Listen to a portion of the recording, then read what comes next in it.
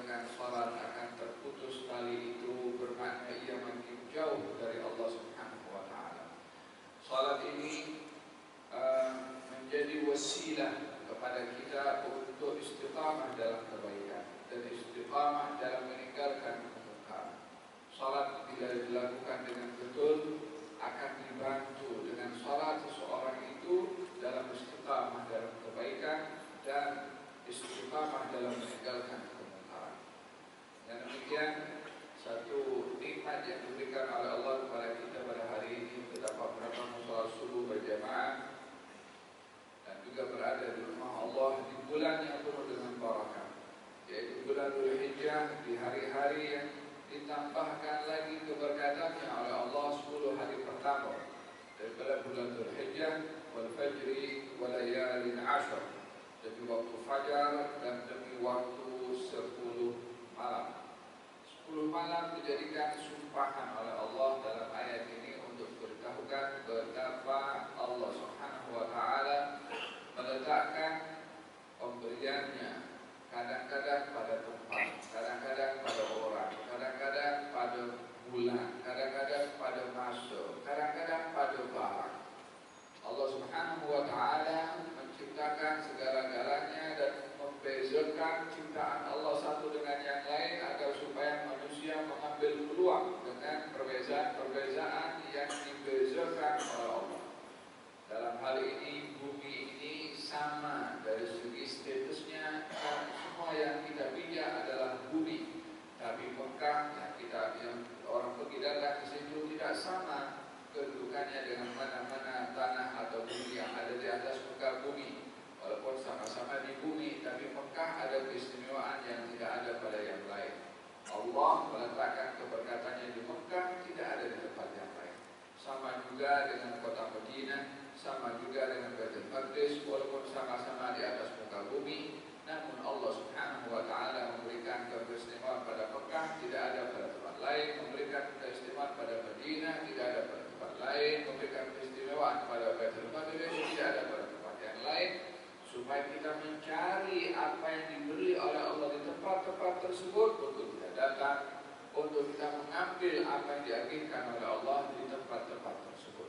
Kadang-kadang Allah meletakkan keberkatannya, pemberiannya pada orang, sehingga diberikan atau dipilih orang-orang tertentu oleh Allah Subhanahu wa taala untuk kita mendekat kepadanya, minta doa kepadanya, mengambil ilmu daripadanya.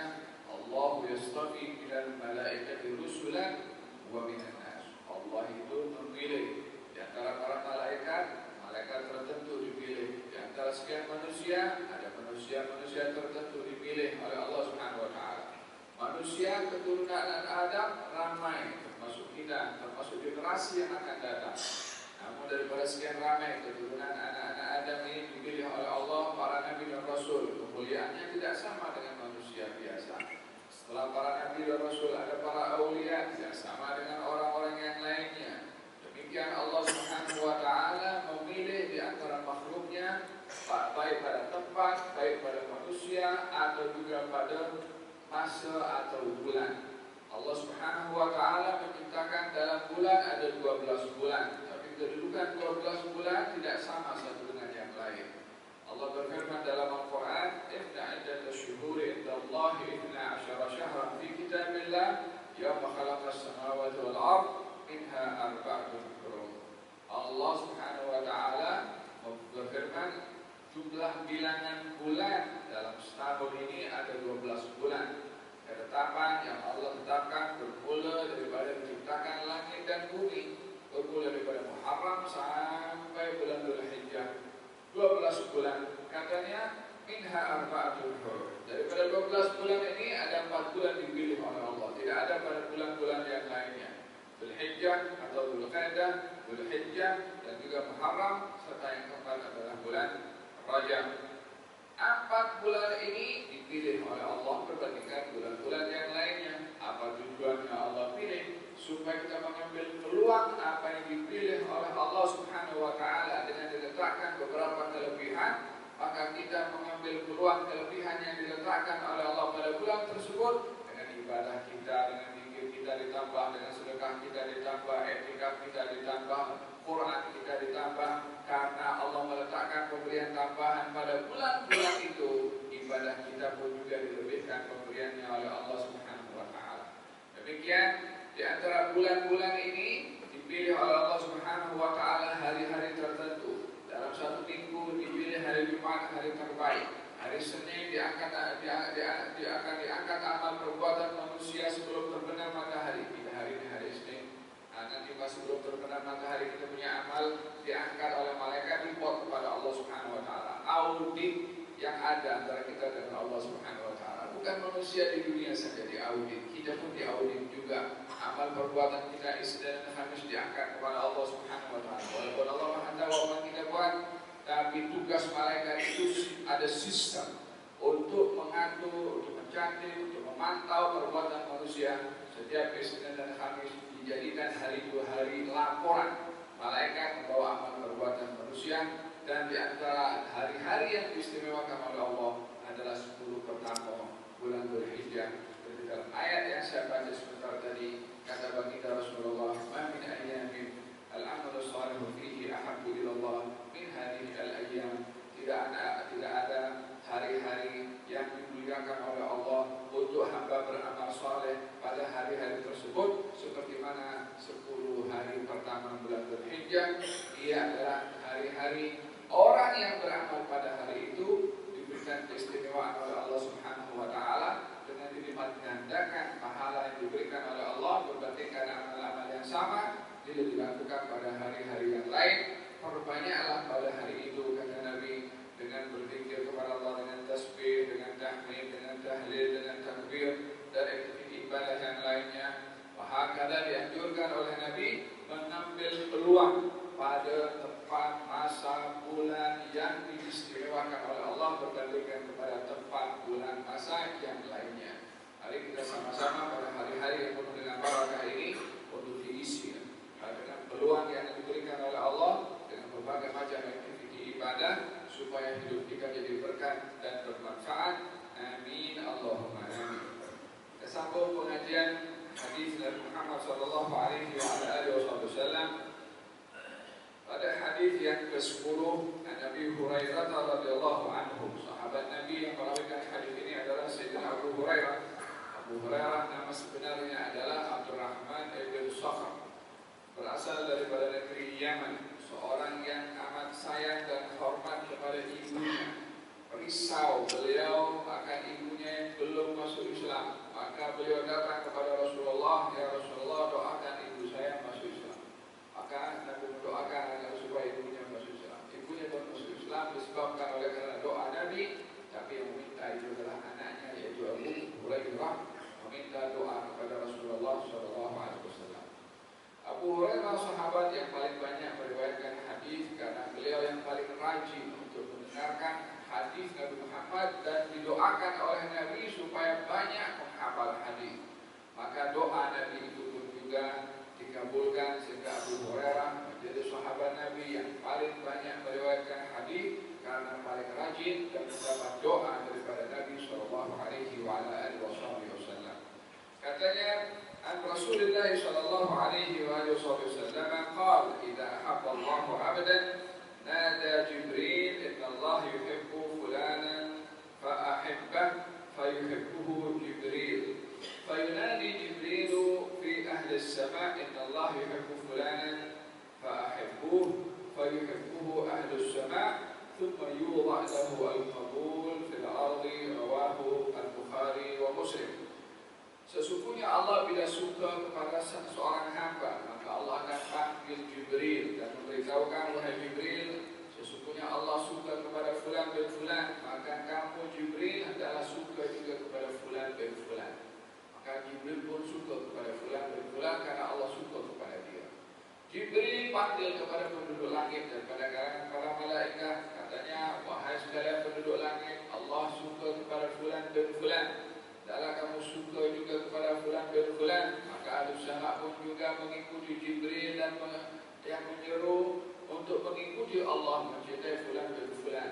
Walaupun asal ciptaan malaikat tidak sama dengan manusia, tak ada hubungan kerabat antara malaikat dengan manusia, tak ada hubungan ihsan antara malaikat dengan manusia. Namun malaikat diperintahkan untuk suka kepada fulan bin fulan sebabnya satu, Allah suka kepada fulan bin fulan, maka malaikat pun semua suka kepada fulan bin fulan. Fayatrah atau thumma yudha lahu al-qabul fil ard, maka semua penduduk bumi pun juga suka kepada fulan bin fulan. Hadis ini berbicara tentang cinta daripada Allah Subhanahu wa taala. Masalah cinta, ada cinta yang bersifat taklifi, ada cinta bersifat tabi'i. Taklifi maksudnya cinta yang perlu kita mewujudkan, yang perlu kita berbuat. Adapun cinta tabi'i, kita sebuah jadi yang fitrah adalah cinta kita kepada kita pasangan kita, cinta kita kepada kita punya anak, cinta kita kepada kita punya harta. Itu fitrah yang ada kepada manusia. Zuyyina lin-nasi hubbu syahawati minan nisa'i wal banina wal qanatir al-muqantarati min al-dhahabi wal fiddati wal khayl al-musawwamati wal an'ami wal harth, dzalika mata'ul hayatid dunya wallahu indahu husnul ma'ab. Diperhiaskan kepada manusia cinta pada hal-hal yang diinginkan oleh hawa nafsu, baik itu kepada perempuan, anak-anak, kepada emas, kepada perak, dan seterusnya. Jadi ini cinta yang ada kepada kebendaan ini adalah cinta semula jadi, cinta yang fitrah, cinta yang setiap orang punya rasa cinta itu. Tapi cinta yang kedua adalah cinta yang taklif, cinta yang Allah suruh, cinta yang Nabi suruh. Kalau tidak ada perasaan cinta itu, kita kena buat untuk supaya kita punya sifat cinta tersebut, yaitu cinta kepada Allah, cinta kepada Rasulnya, cinta kepada sesiapa yang dicintai oleh Allah Subhanahu wa taala. Doa yang kita dengar sebentar dari daripada Imam, Allahumma inni as'aluka hubbaka wa hubba man yuhibbuka wa hubba amalin yuqarribuni ila hubbika. Ya Allah, aku mohon kepada Engkau cintamu dan cinta orang yang Engkau cinta, dan cinta kepada amal yang membawa kami dapat cinta daripada Engkau. Ini minta cinta kepada Allah Subhanahu wa taala. Hadis ini berbicara cinta juga untuk kalau Allah kalau cinta kepada hamba, katanya nada Jibril, panggil Jibril, bagi tahu kepada Jibril, Jibril aku suka kepada fulan bin fulan. Di sini kita mengambil hikmah kalau kita sayang pada orang yang kita sayang, dan sayangnya itu tepat pada syariat, bukan cinta-cinta yang tak betul. Cinta kepada orang yang memang layak untuk dicintai, orang tua kita, saudara kita, pasangan kita, anak kita, atau sahabat kita. Katanya ungkapkanlah rasa cinta pada orang yang kamu cinta, karena itu akan mengeratkan hubungan sesama kamu. Abdil mawaddata liman waddaka fa innaha asbat. Tunjukkanlah rasa cinta pada orang yang kamu cinta, karena itu akan mengeratkan kamu dengannya. Di sini Allah sayang kepada fulan bin fulan, maka diungkapkan oleh Allah Subhanahu wa taala. Bukan bermakna Allah ingin mengeratkan hubungannya dengan hamba itu, ya Tuhan. Kita yang diminta untuk mendekatkan dan juga mengeratkan hubungan dengan Allah, karena kita lebih perlu kepada Allah, bukan sebaliknya. Tapi di sini Allah ingin mencontohkan kepada hambanya, kalau sayang kepada orang yang ada kedudukan di sisi Allah Subhanahu wa taala, yang ada hak, maka kita perlu mengungkapkannya. Oleh sebab itu, baginda Rasulullah sallallahu alaihi wasallam bila mengatakan kepada Mu'adz, katanya, ya Mu'adz, inni la uhibbuk fala tad'anna fi duburi kulli salatin an taqula Allahumma a'inni ala dzikrika wa syukrika wa husni ibadatika. Wahai Mu'adz, aku sayang kepada engkau, maka janganlah kamu tinggalkan setelah salat membaca doa Allahumma a'inni ala dzikrika wa syukrika wa husni ibadatika. Nabi ketika ingin menyampaikan untuk doa tadi dibaca oleh Mu'adz, Nabi mendahulukan dengan mengatakan saya syukur kepada engkau. Maka ini menjadi satu istilah atau menjadi satu sifat yang diungkapkan kepada setiap orang yang meriwayatkan hadis itu, mengatakan kepada yang lain saya syukur kepada engkau. Namanya hadis musalsal bil mahabbah, hadis musalsal dengan mahabbah. Hadis musalsal maksudnya berterusan sampai hari ini. Jika kalau nak meriwayatkan hadis itu, bagi kalau fulan bin aku suka kepada engkau, maka janganlah kamu tinggalkan selepas sholat untuk membaca Allahumma inni ala dzikrika wa syukrika wa husni ibadatika. Dijadikan oleh Nabi SAW ketika ingin menyampaikan hadis itu dimulai dengan mengungkapkan rasa cintanya kepada Sayyidina Mu'adz ibn Jabal radhiyallahu anhu wa arda. Hanya dalam hal ini kita berbeza antara kita mendapatkan cinta dari Allah dan Rasulnya dan cinta kepada orang-orang yang dicintai oleh Allah dengan cinta yang biasa seperti yang saya jelaskan di awal tadi. Dalam kita ingin mendapatkan cinta dari Allah, yakni ada anugerah yang Allah kasih sebagai rezeki kepada seseorang kalau diberi cinta oleh Allah Subhanahu wa taala. Kalau cinta itu ada kalanya Allah sendiri yang kasih terus, ada kalanya kita berusaha untuk mendapatkan cinta dari Allah. Kebiasaannya adalah orang itu berusaha untuk mendapatkan cinta dari Allah. Walaupun Allah berhak untuk memberi tanpa ada sesiapa yang meminta. Seperti Allah Subhanahu wa taala mengatakan dalam hadis ini, Jibril aku suka kepada fulan dan fulan. Jadi kalau itu sudah dimulai oleh Allah untuk cinta kepada dia, maka dalam hal ini pemberian itu cukup besar diberikan oleh Allah kepada fulan dan fulan itu. Dan orang yang banyak mendapatkan cinta dari Allah secara langsung itu adalah yang paling besar sekali cinta diberi oleh Allah adalah kepada Nabi Muhammad sallallahu alaihi wasallam, sehingga disebutkan dalam athar mengatakan law kuntu ittakhadtu Ibrahim khalilan wa qad takhadtuka habiban. Katanya kalau aku menjadikan Ibrahim sebagai khalil, sebagai khalilullah, ya khalil maksudnya apa? Aku jadikan engkau Rasulullah Muhammad habibah, orang yang dikasihi oleh Allah Subhanahu wa taala. Habib maksudnya dikasihi. Dalam hal ini Allah berfirman, wa qad ittakhadtuka habiban, aku jadikan engkau sebagai orang yang aku cintai. Perbedaan antara Nabi Muhammad dengan Sayyidina Ibrahim alaihissalam. Yang kedua, dalam hadis Nabi Muhammad SAW mengungkapkan betapa cintanya Allah kepada baginda Rasulullah. Katanya begini, ahibbullah lima yadhuqu bihi min ni'ami wa ahibbuni li hubbillah wa ahibbu ahla baiti li hubbi. Cintailah Allah karena Allah beri nikmat kepada kamu. Dan ini wasilah untuk kita mencintai Allah dengan kita mengingati nikmatnya Allah Subhanahu wa taala. Wal insan jubila ala hubbi man ahsana ilaihi. Manusia ini dicipta oleh Allah, sifatnya kalau ada orang berbuat baik kepada dia, maka dia akan sayang kepada orang itu. Tak ada yang lebih baik di dalam memberikan kebaikan lebih daripada Allah yang memberi kepada manusia segala-galanya. Bagi dia mata, bagi dia pandangan, bagi dia telinga, bagi dia pendengaran, bagi dia tangan, dia boleh rasa, boleh gerak, bagi dia mulut, boleh berbicara, bagi dia kaki, boleh melangkah, bagi segala-galanya. Bagi dia sehat, bagi dia pasangan, bagi dia anak, bagi dia kerja, bagi dia udara, bagi dia segala-galanya. Siapa yang boleh bagi itu semua selain daripada Allah Subhanahu wa taala? Katanya, cintailah Allah karena Allah memberi nikmat kepada kamu. Wasilah untuk mendapatkan cinta daripada Allah adalah mengingati nikmatnya Allah Subhanahu wa taala sehingga kita terpanggil untuk mencintai Allah.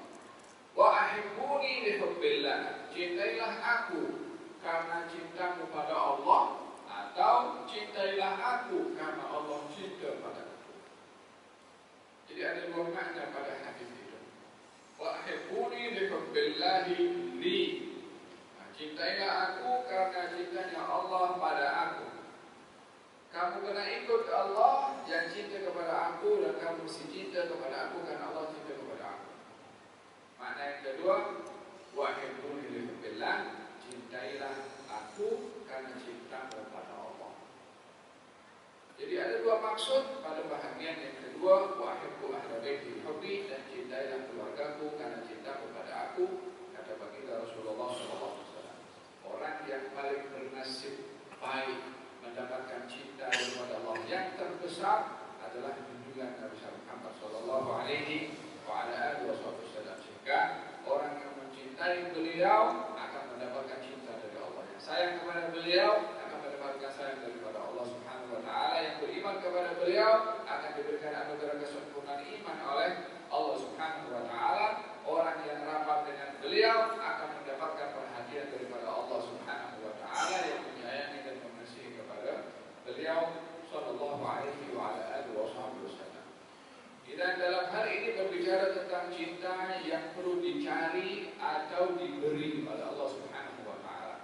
Langkah yang kedua untuk kita mendapatkan cinta dari Allah. Yang pertama tadi, cara untuk mendapatkan cinta dari Allah, satu, untuk kita mengingat nikmat Allah kepada kita.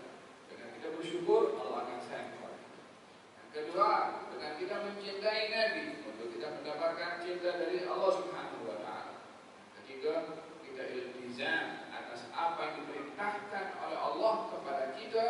Bila kita lakukan dengan istiqamah apa yang diperintahkan oleh Allah, amalan yang kita lakukan dengan istiqamah akan menjadi sebab dan wasilah mendapatkan cinta dari Allah Subhanahu wa taala. Kata baginda Rasulullah dalam hadis qudsi, Allah berfirman, "Man adani waliyan faqad adantuhu bil harbi." Siapa orang yang memusuhi wali-wali aku, kata Allah dalam hadis qudsi, aku isytiharkan perang dengan dia.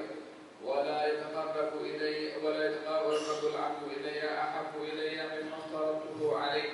Hambaku mendekatkan diri kepada aku yang lebih aku senangi kalau dia melakukan apa yang aku perintahkan dan aku wajibkan kepada dia. Dalam hal ini Allah berfirman, kalau dia mendekatkan diri dengan yang wajib, aku akan anugerahkan kepada dia cinta.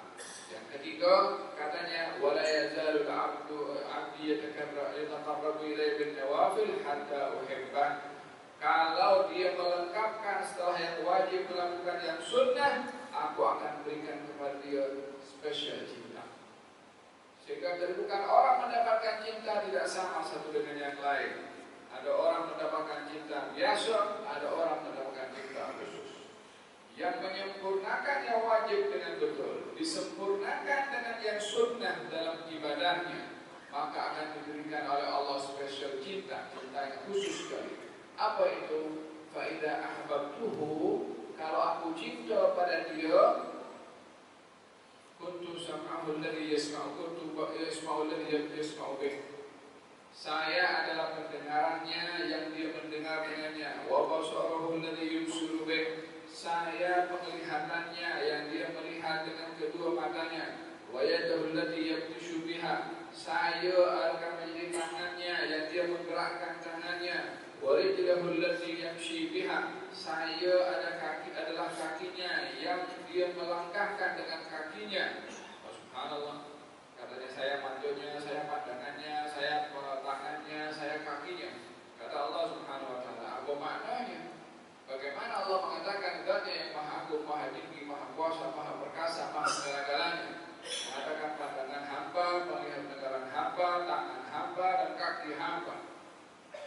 Ianya tidak boleh dipahami bagaimana Allah jadi kaki, bagaimana Allah jadi tangan, bukan seperti itu.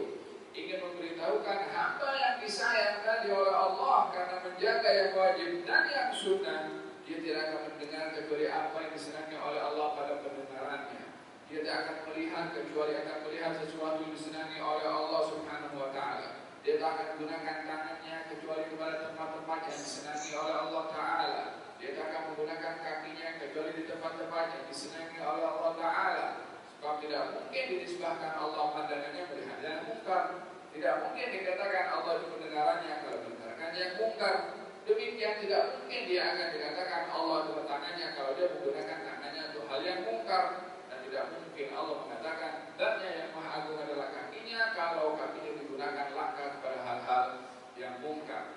Ini adalah merupakan satu gambaran simbolik bagaimana cinta Allah terungkap melalui hamba, melalui penjagaannya kepada anggota itu, matanya, telinganya, tangannya, kakinya. Bila hamba menggunakan anggota yang tadi disebutkan itu kepada tempat-tempat yang baik, saksikanlah itu hamba disayang oleh Allah. Saksikanlah kalau hamba itu diberi cinta oleh Allah Subhanahu wa taala, karena Allah memberikan tanda-tanda kepada orang yang dicintai. Kemudian wala in sa'alani la'utiyannah wala in ista'adani la'uidannah. Itu hamba kalau dia minta kepada aku, kepada Allah, aku aku akan beri dia. Dan kalau dia berlindung kepada aku lindungi dia. Maksudnya orang yang dicinta oleh Allah itu doanya mustajab. Kita punya anak kan, kalau kita sayang kepada dia, dia minta apa kita bagi. Apa sebabnya? Kita cinta pada dia. Allah Subhanahu wa Ta'ala kalau cinta kepada hambanya, doanya mustajab, permintaannya dikabulkan, keinginannya dipenuhi oleh Allah Subhanahu wa Ta'ala. Untuk melihat kalau kita ingin mendapatkan doa yang mustajab, minta kepada orang yang dicintai oleh Allah. Bagaimana kita tahu orang yang dicintai oleh Allah Subhanahu wa Ta'ala?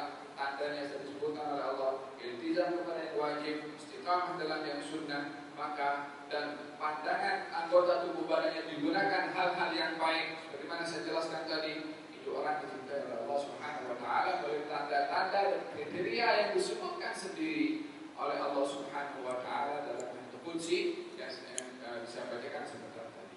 Dengan demikian bukan sembarangan orang itu mendapatkan cinta dari Allah Subhanahu wa Ta'ala. Dengan demikian juga kita mengetahui betapa besarnya pemberian yang diberikan oleh Allah Subhanahu wa Ta'ala, lebih daripada segala-gala pemberian yang lain. Kalau orang itu diberi cinta oleh Allah Subhanahu wa Ta'ala, sehat kita minta kepada Allah, harta kita minta kepada Allah, anak kita minta kepada Allah Subhanahu wa Ta'ala, rezeki kita minta kepada Allah. Tapi daripada segala permintaan itu, yang terbesar sekali, yang termulia sekali, yang paling agung sekali pemberian dari Allah adalah kalau kita diberi cinta dari Allah Subhanahu wa Ta'ala. Karena kalau sudah mendapatkan cinta dari Allah, apalagi yang kita inginkan dalam hidup ini, walaupun segala apa yang dilalui dalam hidup penuh dengan cabaran, selagi cinta Allah Subhanahu wa Ta'ala diberikan kepadanya, segala cabaran akan menjadi indah, pahit akan menjadi manis, sukar akan menjadi mudah, sikit akan menjadi banyak kalau dia punya hubungan cinta dengan Allah Subhanahu wa Ta'ala. Lihat baginda Rasulullah SAW ketika dihalau daripada Taif, dilempar, dijubah, tersungkur berkali-kali, dihina, dimaki, sampai buah pokok beliau berdoa kepada Allah Subhanahu wa Ta'ala. Tahu apa yang diminta oleh Nabi SAW? Katanya, ya Allah, aku mengadu kepada Engkau kekurangan aku, kekurangan upaya aku, dan hinanya aku di mata orang ini. Tapi yang penting bagi aku, wahai Allah, Engkau jangan murka kepada aku. Lam yakun bika ghadabun alayya fala ubali. Ya Allah, selagi Engkau tak marah pada aku, selagi Engkau tak murka pada aku tak peduli orang nak buat apa, nak lempar ke, nak mati ke, nak hina ke, I don't care. Yang penting Engkau jangan murka dengan aku. Demikian Nabi Muhammad SAW ketika menjadikan hubungannya dengan Allah dengan indah dan manis. Apa yang dilakukan oleh manusia, dimaki, dihalau, dilempar, tak peduli. Yang indah adalah hubungan dengan Allah Subhanahu wa Ta'ala. Lihat kata Sayyidatuna Rabi'atul Adawiyah, katanya, walaitaka tahlu wal hayatu mariratun, walaitaka tarda wal anamu ghidabu, walaita alladhi baini wa bainaka amirun, wa baini wa bainal alamin kharabu. إذا صح منك الود يا غاية المنى فكل الذي فوق التراب تراب. Rabi'ah Al-Adawiyah, seorang perempuan salihah, Masya Allah, mempunyai hubungan yang indah dengan Allah Subhanahu wa Ta'ala, mengungkapkan rasa cintanya kepada Allah dan harapannya untuk mendapatkan cinta dari Allah Subhanahu wa Ta'ala. Kita ini bila cinta kepada Allah, kita minta supaya Allah cinta kepada kita, supaya kita itu tidak sepihak. Orang untuk cinta kepada Allah, semua orang akan mengatakan saya cinta kepada Allah. Soalnya adakah Allah cinta kepada dia? Tidak. Karena cinta akan dibalas dengan cinta. Kata Siti Rabi'ah Al-Adawiyah, boleh terkadang wal hayatu mariratun. Adalah ya Allah, aku dengan engkau ini manis dan indah hubungan. Walaupun hidup ini penuh dengan hal yang pahit, susah, masalah, problem, sakit, macam-macam. Yang penting kau dengan aku indah hubungan, manis, maka semua yang pahit akan menjadi indah. Kalau hubungan dengan Allah elok. Wala takatahlu wal hayatu mariratun, wala takatarda wal anabu ghidabu. Ya Allah, jika engkau ridha pada aku tak peduli manusia mau murka dengan aku punya batal. Yang penting jangan engkau murka dengan aku nak engkau sayang kepada aku tak peduli orang nak buat apa. Yang dijadi itu adalah ridhonya Allah. karena tidak mungkin tersaingi ridhonya Allah dengan murkanya manusia, sebagaimana tidak boleh menandingi murkanya Allah dengan cintanya manusia. Seluruh manusia ini kalau berikan cinta kepada kita, kalau Allah murka, apa nilainya cinta manusia berbandingkan dengan murkanya Allah Subhanahu wa taala? Bukan cinta manusia boleh bawa kita pergi ke surga, yang boleh bawa pergi ke surga cintanya Allah, bukan cinta manusia. Yang boleh membawa ke neraka murkanya Allah, bukan murkanya manusia. Dan walakin alladhi yubaini bainaka 'amilun, ya Allah adalah hubunganku dengan kau ini mesra. Walaupun hubunganku dengan manusia ini terputus hubungan, boykot, orang tak mau cakap, I don't care, yang penting engkau. Ini kata-kata Rabi'atul Adawiyah, idza sahha minkal wuddu ya ghayatal muna. Katanya kalau datang rasa cinta daripada engkau dan itu tujuan kami, kata si Rabi'ah, fakul lebih Rabi. Rabu semua yang ada di atas muka bumi ini akan masuk ke dalam bumi juga. Mau dicintai oleh orang-orang cinta kepada kita, satu hari pun akan mati. Tak kala cinta kepada kita akan terhad sampai perginya. Tapi kalau cintanya Allah Subhanahu wa taala akan kekal masa hidup di barzakh ketika di akhirat sampai ke surga pun juga. Dari hada dalam Al-Qur'an Al-Karim Allah Subhanahu wa taala berfirman, barang siapa yang berpaling atau keluar dari agamanya Allah Subhanahu wa taala, fasawfa ya'ti Allah biqaumin yuhibbuhum wa yuhibbuna. Allah akan datangkan kaum itu sifatnya adalah dicintai oleh Allah dan cinta kepada Allah Subhanahu wa taala. Sifat orang yang dipilih oleh Allah itu didahului dengan cinta dari Allah untuk dia cinta kepada Allah Subhanahu wa taala.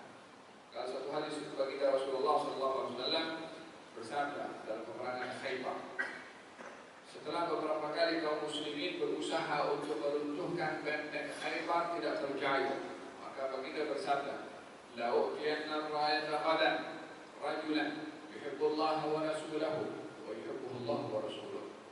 Ini bendera esok aku akan berikan kepada seorang yang dengannya Allah akan bantu untuk buka itu benteng Khaybar. Orang itu sifatnya adalah cinta kepada Allah dan Rasulnya, dicintai oleh Allah dan Rasulnya. Tapi tak beritahu siapa orangnya, tapi diberitahu kriterianya. Kriterianya cinta Allah, dicintai oleh Allah, cinta Rasul, dicintai oleh Rasul. Kata Sayyidina Umar, malam itu kita semua tak boleh tidur. Siapa agak-agak yang dimaksudkan oleh Nabi orang itu yang bertuah dengan sifat itu. Keesokan harinya semuanya standby, menunggu. Oh, mungkin saya yang dipilih, katanya. Sehingga kata Sayyidina Umar, saya tidak pernah menginginkan kekuasaan mula saya masuk Islam, melainkan malam itu saya nak dapatkan itu bendera, nak pegang itu bendera. Bukan karena ingin menjadi pemimpin dan menjadi ketua, tapi karena ingin mendapatkan sifat yang diberikan oleh Nabi. Cinta Allah dan Rasul, dicintai oleh Allah dan Rasul. Sehingga masing-masing esok pagi itu ketika Nabi nak bagi bendera, semua berdiri di atas kakinya agak tinggi sedikit pun. Dia dipanggil oleh Nabi Sallallahu Alaihi Wasallam. Akhirnya dipanggil adalah Sayyidina Ali radhiyallahu anhu. Aina Ali? Mana Ali? Kata sahabat, ya Rasulullah, Ali sakit mata, paling bos. Dihantar dengan dipimpin oleh beberapa sahabat dibawa kepada Rasulullah, kemudian diludahi tangan Nabi dan diusap pada wajah atau mata Sayyidina Ali, maka sembuh seketika dan tak ada lagi pernah sakit setelah itu karena mendapatkan obat bukan daripada farmasi, bukan buatan manusia. Ini obat daripada lisan yang menerima wahyu langsung dari Allah yang melepasi Sidratul Muntaha untuk mendapatkan penghormatan dari Allah Subhanahu wa taala. Sembuh seketika, diserahkanlah bendera itu dan akhirnya Khaybar pun dimenangi oleh kaum muslimin. Pada hadis itu Nabi memberikan gelaran seseorang itu dengan gelaran dan martabat yang begitu tinggi. Apa itu? Dicintai, cinta Allah dan Rasul, dicintai oleh Allah dan juga oleh Rasulnya. Menjanjikan di dalam Al-Quranul Karim juga Allah Subhanahu wa taala untuk memberikan cinta kepada seorang bukan hanya dengan permintaannya, tapi ada syarat untuk mendapatkan cinta dari Allah. Permasalahan yang ada pada manusia kadang-kadang dia mendakwa cinta tapi tidak memenuhi syarat untuk untuk mendapatkan cinta dari Allah. Katanya merujuk kepada orang-orang yang hanya mendakwa sahaja, cinta kepada Allah tapi tak ada syarat. Katanya, "Qul in kuntum tuhibbunallaha fattabi'uni yuhibbukumullah." Katakan wahai Rasulullah Muhammad, kalau kamu mendakwa cinta pada Allah, kalau betul ikut aku, ya Rasulullah. Kalau kamu ikut Rasulullah, Allah akan cinta kepada kamu. Ya subhanallah. Dijadikan raja untuk mendapatkan cinta daripada Allah Subhanahu wa taala, mesti ikut kepada Nabi sallallahu alaihi wasallam, sehingga dengan demikian langkah-langkah untuk mendapatkan cinta dari Allah Subhanahu wa taala ditunjukkan sendiri oleh Allah, dijelaskan oleh Rasulullah. Begitu berharganya pemberian cinta dari Allah Subhanahu wa taala, sehingga ditunjukkan agar supaya kita meraih pemberian cinta dari Allah Subhanahu wa taala. Maka dengan demikian ada beberapa hal untuk kita mendapatkan cinta dari Allah. Yang pertama dengan doa, seperti doa yang dibacakan oleh Tuhan Imam kita. Allah, aku mohon cinta daripada Engkau, cinta orang-orang yang Kau cintai, dan cinta kepada amal yang membawa aku dapat cinta daripada Engkau. Kedua adalah mencintai Nabi Shallallahu Alaihi Wasallam dengan beriman, rindu, dan juga ada perasaan emosional dengan baginda Rasulullah Shallallahu Alaihi Wasallam. Yang ketiga, istiqamah dengan perbuatan yang wajib dilengkapkan dengan perbuatan yang sunnah. Yang keempat adalah iltizam dalam ikutnya kita kepada baginda Rasulullah dalam segala kehidupan kita. Maka itu bahagian daripada asbab untuk mendapatkan cinta dari Allah Subhanahu wa taala. Dan kalau orang itu sudah dicintai oleh Allah, Jibril panggil, Jibril, aku cinta kepada fulan bin fulan. Di bumi dia mungkin kerjanya sebagai tukang cleaner, mungkin kerjanya sebagai suri tingkat, mungkin kerjanya orang biasa saja. Sifatnya bukan kepada pangkat pada mata manusia, tapi pada sifat dan kriteria yang dijelaskan oleh Allah Subhanahu wa taala. Lihat katanya, rubba ash'ad akbar masyu'at bil abwab wa aqsama wallahi la abarra. Mungkin saja kamu nampak orang itu kamu tak pedulikan, kalau datang ke rumah kamu kamu tidak layan, kalau berisik nak berbuat kamu mungkin kamu tidak terima, penampilan mungkin kusut pasai, mungkin tak ada nampak banyak orang yang ada kedudukan. Tapi kalau dia punya sifat-sifat yang tadi disebutkan dicintai oleh Allah, kalau dia berdoa doanya mustajab, sebabkan oleh kerana dicintai oleh Allah Subhanahu wa taala. Satu hari ada orang musafir, di tengah-tengah perjalanan dia rehat. Secara tidak sadar ikatan ontanya itu terlepas, maka dia bangun daripada tidur, ontanya tak ada. Mana onta aku? Maka dia pun sudah berpikir, habislah binasa akan hancur akan mati karena bekalan semua air minum makanan ada di atas onta. Onta hilang. Menangis dia, tak tahu nak minta tolong dengan siapa tengah-tengah padang pasir. Datang seseorang lelaki berjalan hanya dengan bekal jadi pikul saja macam tu. Kemudian nampak ada seorang lelaki sedang kesedihan. Kemudian tanya, ya hada, kenapa kamu menangis? Dia angkat kepala tengok, kenapa orang tua ni tengah-tengah padang pasir macam ni hanya dengan bekal sikit dia. Dia pun tak peduli duduk balik, tak tertahankan karena hilang barang bekalan yang dibawa dalam safar. Katanya, ya hada, apa yang boleh aku bantu kepada engkau dalam kesusahanmu ini? Dia tengok balik, Allah, kalau perlu daripada aku bantuan, katanya aku lebih sehat daripada engkau. Orang yang lebih tua daripada dia, kata orang tua itu mengatakan, bagi tahu kepada aku, mungkin aku boleh tolong kepada engkau. Katanya, karena dipaksa, akhirnya bagi tahu. Oh tak, aku hilang. Hanya onta saja yang hilang. Ya, dia angkat tangan, angkat kaki satu lagi. Ya Rabb, aku mohon kepada engkau dengan apa yang kau berikan kepada aku, maksudnya kedudukan cinta, kau kembalikanlah ke onta orang ini yang hilang daripada dia. Sebelum kaki aku turun sejak bumi, katanya begitu. Kakinya turun ke bumi, onta datang daripada sebelah situ dijumpai oleh lelaki tersebut. Nampak orang tua, nampak dia selemah, nampak dia macam tak guna, tapi dia adalah orang yang mustajab. Bukankah tadi dikatakan orang yang dicinta oleh Allah kalau minta akan dikabulkan doanya oleh Allah Subhanahu wa taala. Oleh sebab itu jangan mudah merendahkan orang lain. Mungkin saja orang itu ada hubungan yang elok dengan Allah dan dicintai oleh Allah Subhanahu wa taala. Sehingga Jibril alaihissalam mendekatkan diri kepada Allah dengan mencintai orang yang dicintai oleh Allah. Malaikat cinta kepada orang tersebut hanya untuk mendekatkan diri mereka kepada Allah Subhanahu wa taala. Malaikat saja cinta kepada orang dicintai oleh Allah semata-mata untuk mendapatkan perhatian dari Allah Subhanahu wa taala. Walaupun malaikat bukan daripada bahagian manusia. Olehada hendaklah kita mengambil peluang untuk mendapatkan cinta dari Allah dengan mencintai orang-orang yang dicintai oleh Allah Subhanahu wa taala. Yang terakhir sebelum daripada hal asbab yang boleh membawa seorang cinta kepada Allah, kalau cinta sesama kita karena Allah Subhanahu wa taala. Al-hadits wajabat mahabbati lil mutahabbina fiyya wal mutajalisina fiyya wal mutazawirina fiyya wal mutabadilina fiyya.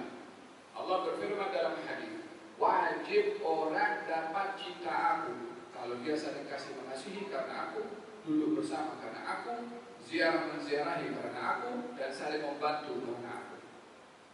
Mudah-mudahan kita duduk di sini semua duduk karena Allah untuk mendapatkan cinta dari Allah Subhanahu wa taala seperti mana dijanjikan oleh Allah Subhanahu wa taala dalam hadis Al-Qudusi. Al-Imam An-Nawawi menceritakan hadis tentang seorang keluar dari rumahnya menziarahi temannya. Di perjalanan didatangi oleh malaikat menyerupai seorang lelaki. Katanya, ya fulan, kamu nak pergi mana? Katanya, aku nak ziarah kawanku si fulan. Apa sebab kamu nak ziarah kepada dia? Katanya, aku suka kepada dia karena Allah. Katanya, aku malaikat diutus oleh Allah untuk memberitahukan kepada engkau kalau Allah sayang kepada engkau, macam mana engkau sayang kepada saudaramu karena Allah Subhanahu wa taala. Dia dapat kasih sayang dari Allah. Motif ziarahnya bukan duit, bukan proyek, bukan mendapatkan hadiah, bukan mendapatkan perhatian, bukan mendapatkan sanjungan, bukan cari muka. Ziarah semata-mata karena Allah Subhanahu wa taala, pahalanya pun akan diberikan cinta dan sayang dari Allah Subhanahu wa taala. Ada hadis yang pertama, hadis yang kedua, saya akan tambahkan 1 jam lagi ini.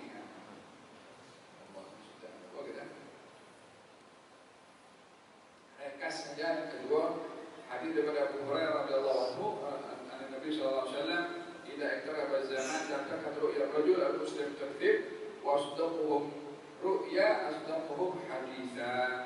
Katanya akan datang satu zaman mimpi orang beriman itu hampir tidak dapat didustakan, dan paling benar mimpinya di antara kalian adalah yang paling benar bicaranya, berbicara tentang mimpi. Hadirin hadirat yang dirahmati oleh Allah, mimpi dalam Islam ada beberapa bahagian, ada 3 bahagian. Yang pertama adalah busyra, mimpi yang namanya kabar gembira. Mimpi kabar gembira ini cabang daripada wahyu, yang wahyu itu memiliki 46 cabang. Salah satu daripada 46 cabang wahyu itu mimpi yang baik. Yang kedua, ru'ya tahzin atau tahrif, mimpi yang menakutkan. Mimpi yang menakutkan ini adalah gangguan daripada syaitan. Dalam hadis Rasulullah SAW, ada orang datang kepada Rasulullah, "Ya Rasulullah, saya ini bermimpi." Apa mimpinya? Kepala saya kena potong. Lepas itu kepala saya ini bergulir jalan. Saya kejar kepala saya, katanya dia begitu. Saya ambil kepala saya itu dan saya letakkan balik di atas tubuh badannya. Kata baginda Rasulullah, kalau kamu mimpi tak elok, kamu jangan cerita pada orang, karena itu mimpi datang daripada syaitan. Jadi kalau orang mimpi hantu, jangan cerita dekat Facebook, tak elok. Untuk apa kita propagandakan, kita iklankan kerja syaitan dalam melalui mimpi kita? Yang tak elok, keep silent saja, tak ada perkara buruk akan terjadi kepada seseorang kalau mimpinya mimpi yang buruk. Kata baginda Rasulullah, kalau kamu mimpi buruk dan kamu terjaga, ucapkan auzubillahi minasyaitonir rajim. Ubah posisi ke arah yang berbeda, atau bangkit ambil wudu salat 2 rakaat, karena mimpi yang buruk tidak akan memberikan apa-apa perkara yang buruk kepada kamu. Yang ketiga, mimpi itu adalah mimpi namanya mimma yuhadithuhu an-nas, mimpi yang dipikirkan oleh seseorang sebelum tidur. yakni orang kalau tidur dalam keadaan dia haus, mungkin mimpinya mimpi minum air susu. Orang kalau tidur dalam keadaan lapar, mungkin mimpinya mimpi makan sedap. Sebab sebelum tidur dipikir lapar atau haus. Atau orang tidur di pikirannya sebelum tidur, esok interview kerja, dia mimpi dan interview dah pas daripada interview itu. Atau kalau student sebelum tidur dia mimpi exam, pasal esok exam, dia sebelum tidur pikirannya exam, esok mimpi exam, malam itu mimpi exam. Ini mimpi adalah apa yang menjadi buah pikiran sebelum tidur. Tidak ada apa-apa yang berlaku juga kepada orang. Jadi ada 3 kategori mimpi. Mimpi yang baik namanya busyra dari Allah Subhanahu wa taala yang merupakan cabang wahyu sebagaimana dalam hadis dari Muhammad SAW. Mimpi yang baik ini iman ingin memberitahukan hal-hal yang baik kepada orang tersebut atau memberitahukan hal-hal yang buruk akan terjadi untuk dia terlindungi daripada perkara yang buruk. Maka dia mimpi terlebih dahulu untuk diberitahukan atau diberi hint atas apa yang akan berlaku. Dan mimpi yang baik ini akan benar akan terjadi bila yang mimpi itu adalah orang-orang yang baik, yang jujur, bukan orang-orang yang fasik, bukan orang-orang yang tak betul. Oleh sebab itu dikatakan orang yang paling benar pada mimpinya adalah orang yang paling jujur pada perkataannya, orang yang istiqamah, orang yang baik, orang yang lurus, muamalahnya dengan Allah bagus, muamalah dengan manusia bagus. Kalau dia bermimpi, maka mimpinya itu lebih baik, maka perkara yang baik insya Allah akan berlaku. Oleh sebab itu dikategorikan mimpi kepada 3 bahagian. Sebagai penutup, Imam Syafi'i pernah bermimpi. Dalam mimpinya itu melihat Imam Ahmad bin Hanbal masuk surga. Nabi Imam Syafi'i bermimpi Rasulullah. Dalam mimpinya, dan mimpi Rasulullah adalah mimpi yang paling hakikat dan paling benar.